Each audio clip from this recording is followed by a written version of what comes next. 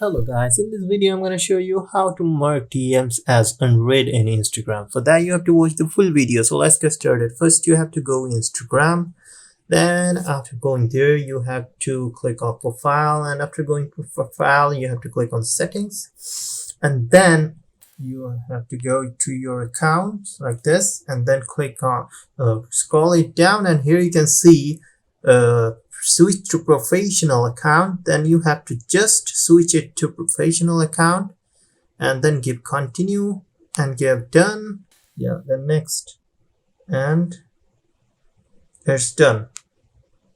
So when it will be on professional account, that time if anyone like text you or something, so you can like just mark them unread, like you can just like here I'm like going on, you can just mark them unread. So you don't have to follow, like if you read their message they won't get to know that you are reading their message. You can switch it to unread.